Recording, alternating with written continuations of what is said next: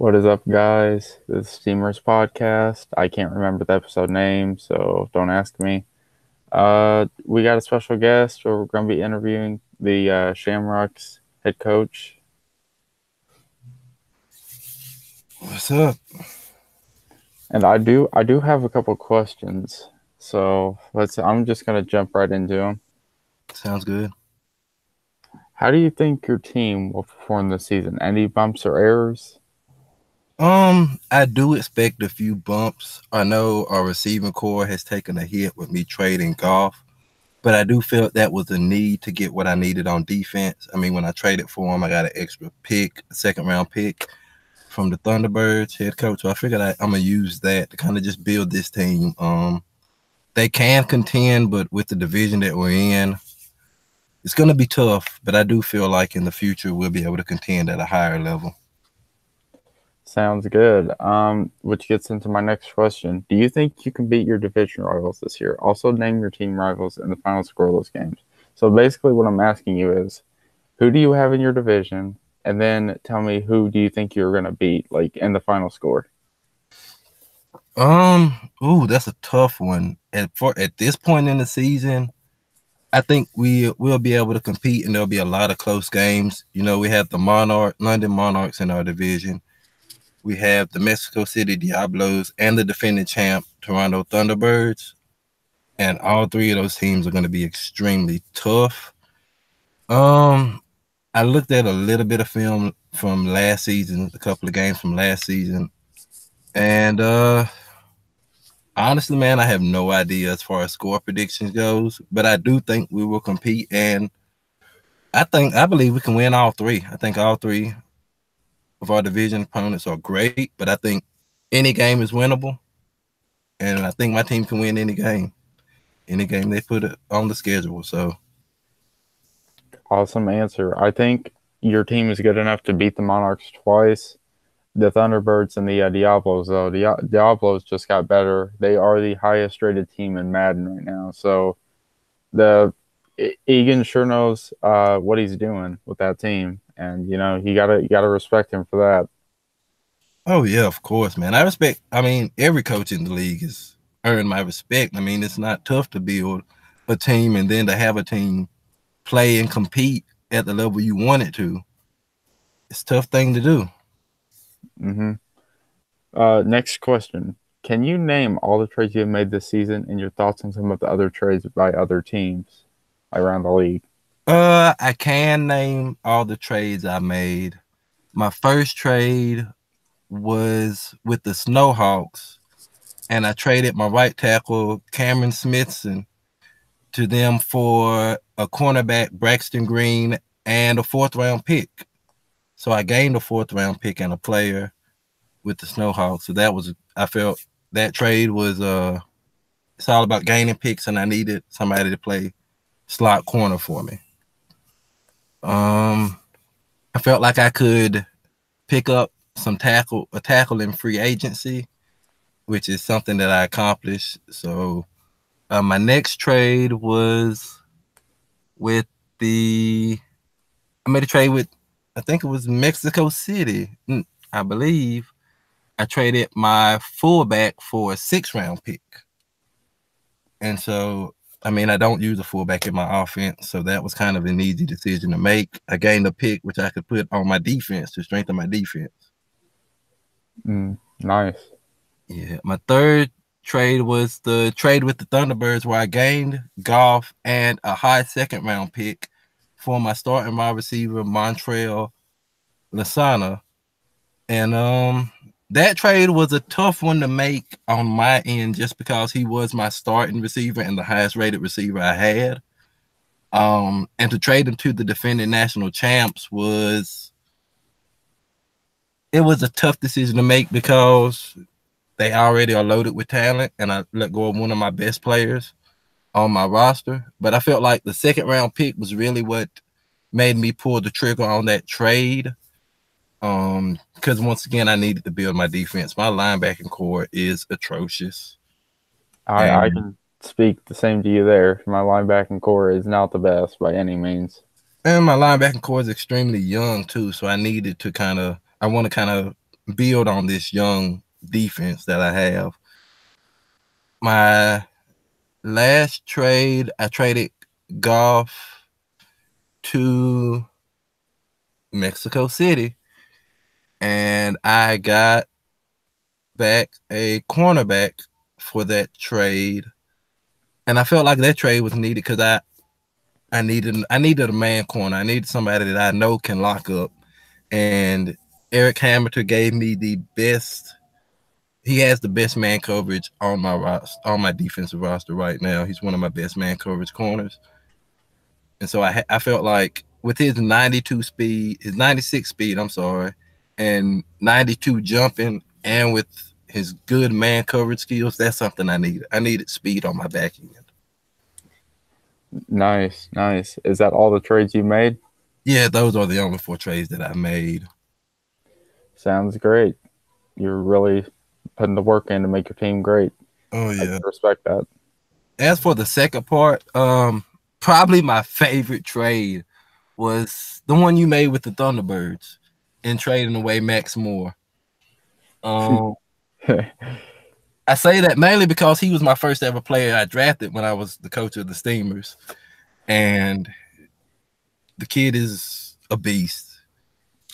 But I can see why you traded him to get those.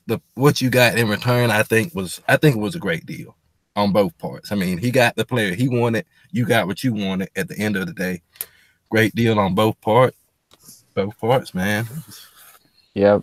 And the thing is, like, everybody was like discrediting me for the trade, like some people were. And like I'm trying to tell them, like, this team is not like it's going to be decent this year. I think I'm expecting an 8-8, 9-7 season. I don't think I'm going all the way this year. So like I want to completely rebuild this team and kind of make it my own. So, I mean, Max Moore is a great player by any means. I'm sure he's gonna make the Pro Bowl. He's probably gonna do all the great stuff, and I wish Mark the best with him. But when you're talking about like 2 first-round picks and a third like next year, like you can't beat that, especially for a player who's an 80 overall. He actually decreased because he was a superstar in 18, and like going into 19, he just had normal dev and an 80 overall. So, I mean, at the end of the day, one player isn't gonna like make your defense. So yeah, you're just gonna have to just like it was heartbreaking, but you just got to do what you got to do to make a winning team.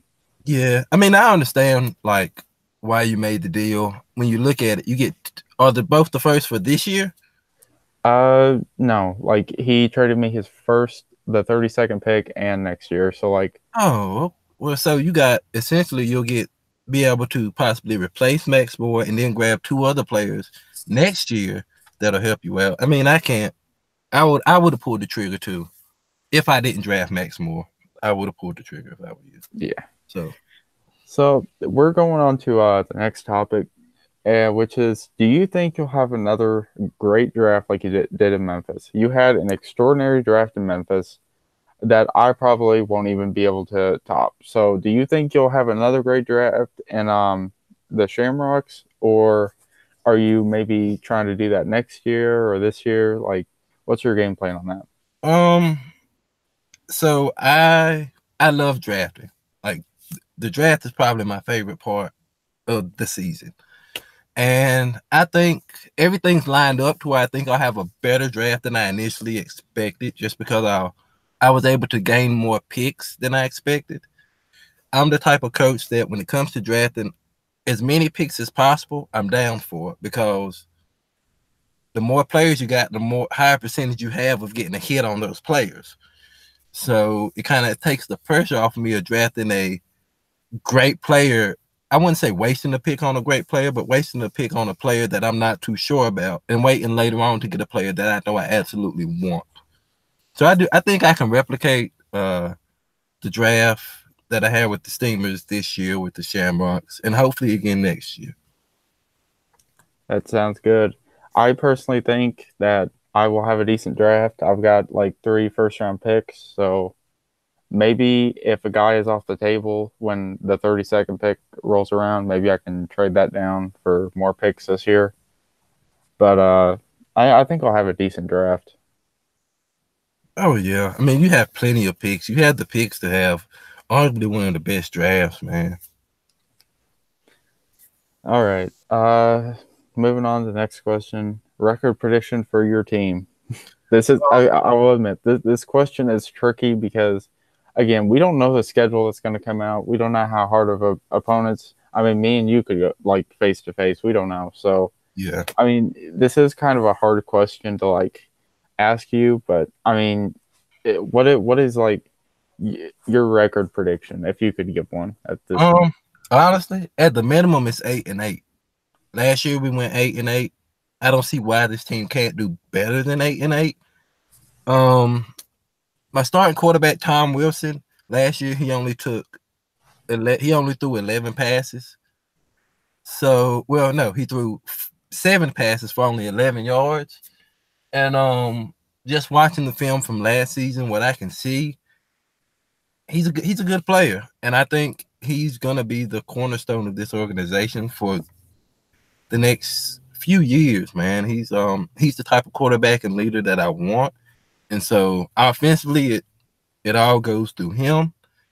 Defensively, we're gonna try to play fast. We're gonna try to play physical, and we're gonna come out and hopefully I expect somewhere between 8-8 and, to be honest, an 8-8 and 11-5 season, somewhere between there.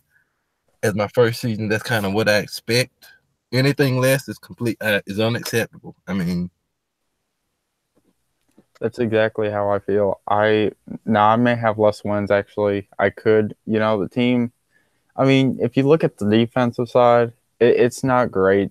I mean, we did get some free agents, so I could see maybe a 6-10 as our minimum and a 9-7 as our highest. I'm not by any means. I'm not degrading this team. This team, if this team fought hard and we went 5-11, like winning a few RFL games, I would be proud of them regardless. I think I'm not a type of guy to quit on a team, especially if, we're in rebuilding mode. This is what I wanted. This is what I'm going to get. So, I mean, it wouldn't shock me one bit if the Steamers went 6-10, but I do agree with you with your team. Your team is talented. I expect maybe a 10-6 season. So, yeah, I mean, when I signed my contract, they gave me 3 seasons, and I got to make the playoffs at least one of those years. And so, in my mind, why not make the playoffs all 3 years and take one of those years and win the championship? Or maybe all 3.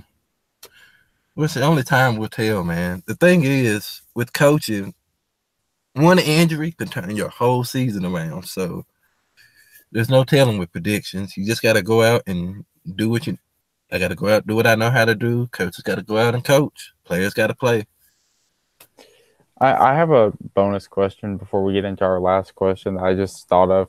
Do you have a specific game plan going into this year? Do you like have players set in stone as your starter, or is it just how you play in the preseason and what you're going to get? Or honestly, at this point, I don't know. It really depends. Game plan. I really, truly want to say that Tom Wilson is our starting quarterback, but I can't make that call yet because we got to see how this season goes. We got to see if he can run the offense effectively, and defensively.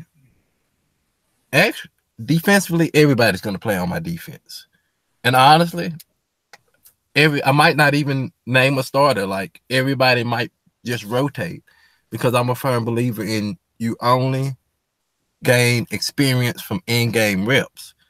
So we may see a lot of rotation from the Shamrocks this year on every side of the ball, just to be sure that everybody can actually step up and play football when needed. yeah, I get that totally, and especially since I run a 4-3, a lot of men are going to be rotating on the front side, and I'm going to see what I have. Especially on our wide receiver core. I know we have Romeo Jackson, but he's not a day one starter. I mean, it could go to Jake Pride. I have high hopes for him. I think he can turn it around from last season. But the unfortunate thing is he did demand to be traded. So I told him, I said, give me till week 5. If you still don't like the area, I'll trade you somewhere. I can tell you probably the unlikely team he's going to is the Diablos. That's for sure. You're not gonna send him to Mexico City, huh? Nope, that team's already loaded. Yeah. That is. But I guess I'll get into my last question, and I guess we can both cover this. Record prediction for every RFL team. Again, this is hard to package because we don't know the schedule. This probably would be for a later date, but we're just gonna name divisions if we know like the teams in the division, and we're gonna give our record predictions. So I'll start with you. Just going down in my division, I think the Thunderbirds will go. Let's see, they'll probably go 12-4, 11-5. I see Mexico City, if they don't have an injury, with the way that they're loaded, and just, from what I hear from their coach, 13-3 maybe. And the London Monarchs, I'd say I'll give them 8-8, 7-9, somewhere around there. I expect us to go, like I said, anywhere between 8-8 and 10-6, and a possible playoff berth. Yeah, that division's getting tougher, and I mean, if I was in that division, I'd be glad the Monarchs don't have a coach, because if they did, I mean, you're looking at how would I say this? What's the toughest division in the NFL right now, you would say? It'd probably end up being probably the NFC North or NFC North. NFC North or NFC South, somewhere around there. It could be. I mean, so that division's getting scary. So I mean, I wish you luck, but thank you. I'm gonna need luck and skill is what's gonna get me through this one, though. Yeah, I'm gonna go with my division. I think the best team. Let's see. In my division, the best team is the Gunners. So I'm gonna say they go 12-4, 11-5. I say the Elks probably go somewhere from 7-9 to 10-6. I think the Crusaders drop to 5-11.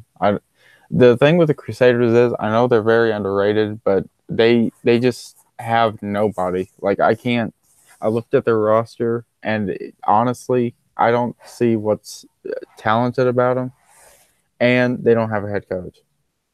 As I'm, recording this podcast. Yeah. So they could probably drop big time, but who knows? They could go 16-0. I mean, who knows? Like right now, we have no idea what the schedule is. So yeah, we'll definitely have to get a few guys in here for the schedule preview. But that's all the questions I have. All righty, man. It was good having you on, and hopefully we can have you on in the future. Oh yeah, it was great being on, man, and hopefully I can be on again in the future. Hopefully we can do a week preview podcast if we end up playing each other. Yep, that would be awesome. Sounds good, man. Thank you guys for watching, and see you later. See you.